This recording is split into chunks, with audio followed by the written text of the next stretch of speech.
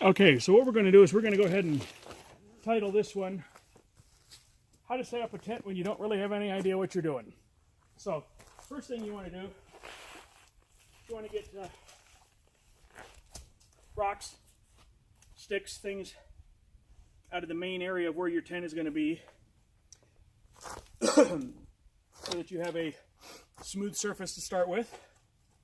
And what we're setting up here today is the Zpacks Duplex Tent with the Flex package, which means that we are using the tent poles supplied by Zpacks instead of our trekking poles to set up this tent.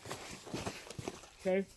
The reason that I do that is that, one, very often I need my trekking poles in the middle of the night to go to the bathroom, to get up, to move around, to do whatever I need to do.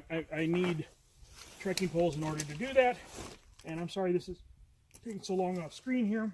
I'm getting the poles and the tent.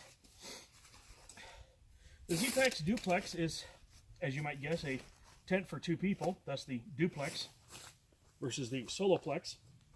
And in order to set it up, we need to do a few things. One, we've got our tent poles and tent stakes here, and going to go ahead and get those out and ready here.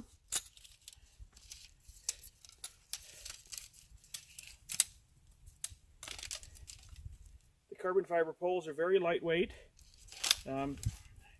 Granted, they are extra weight to carry because you're not using the trekking poles, but again, I need those trekking poles at night very often. If I need to get up to go to the bathroom or get up to go get water or really anything at night, I'm unstable enough during the day. With a headlight at night, it just really pays, especially since I'm not wearing my artificial leg with all of the correct gear at night. I'm using a reduced gear so that I can get around a little bit easier without having to take so long to get ready.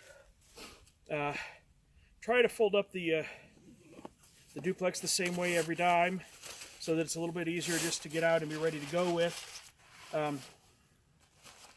So I'm going to go ahead and lay it out. And we're going to set up going this way tonight. And since there doesn't seem to be any prevailing wind, it doesn't really matter which way we have our flaps set on that. There are two overlapping flaps in the vestibule that basically are what allow you to control the wind and airflow through your tent. What that does for you is it allows you to minimize the amount of condensation that you end up with inside of the tent, while still providing yourself rain coverage and coverage from the worst of the wind. You typically want to put the outside overlap upwind so that if you have to roll up one, you do the under tab is the one that gets rolled up versus the outer one. I know that's without seeing the exact tent and how it works. It's a little bit hard to describe that, but I'll try and show you here in a minute. There's a ring in each corner for each one of the carbon fiber tent poles. And then there's a double set of rings over the center.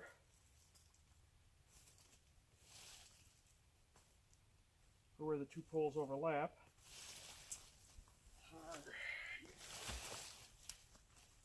As you can imagine, it is not windy right now, it is not raining, and it is not dark. And I'm still having difficulty with this. So, small fingers in the cold, not a great combination for getting these little rings to work, but they do.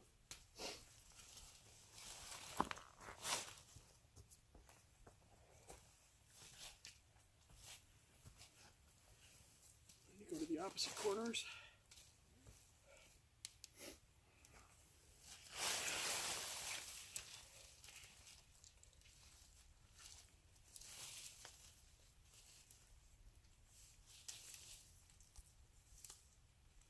And again, it's just 2 little rings here that these go into.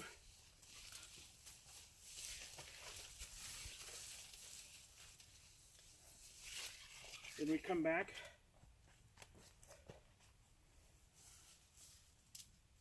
and we lift each side of the tent, cross over the 2 tent stakes, or the 2 tent poles.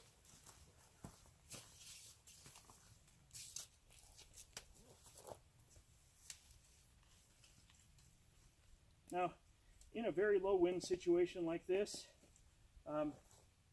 we could probably go ahead and leave no stakes in this tent. We'd probably be fine. That's not really how I do things, so we're going to go ahead and we're going to stake out all 4 corners of the tent, and then also our guy lines on the side here. Now, we have 2 different kinds of tent stakes we use for this. The guy lines on the side that hold open the vestibules, we use a tri-stake. It's a 3-way aluminum stake. Aluminum? Maybe they're titanium, I'm not sure. And then we have 4 of the shepherd's staff hooks that we use for the corners. We do the corners first.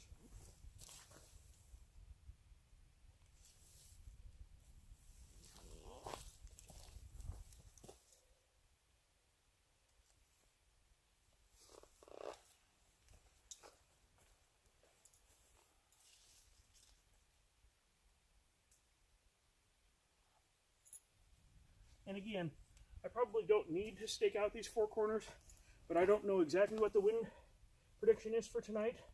So I'd rather have these in the ground, holding the tent in place, rather than not. So then what we do here on the side is we come out and we put 1 tent stake out. And that clips back to the 2 sides of the vestibule.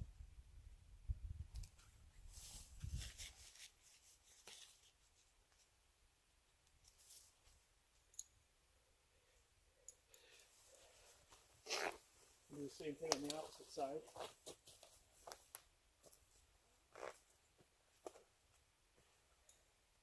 Now, I don't really use only 1 vestibule for the most part, most nights, just because I typically sleep on one side of the tent, store my stuff kind of offset on the other side. That side where I've got stuff stored is where I typically get in and out of the tent.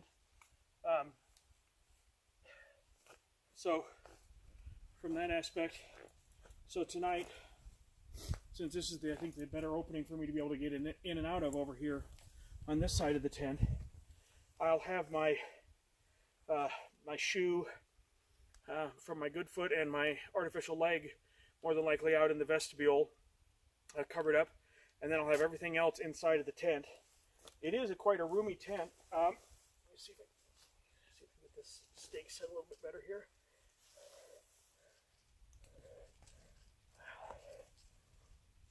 Oh, there we go. Could have been a rock or something there. So, with these, the vestibule sides, you can roll them up.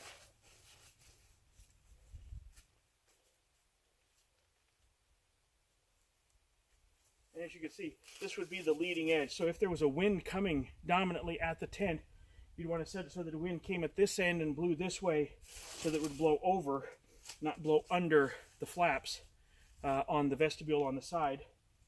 But once you get the side open here, then you can open the bug net.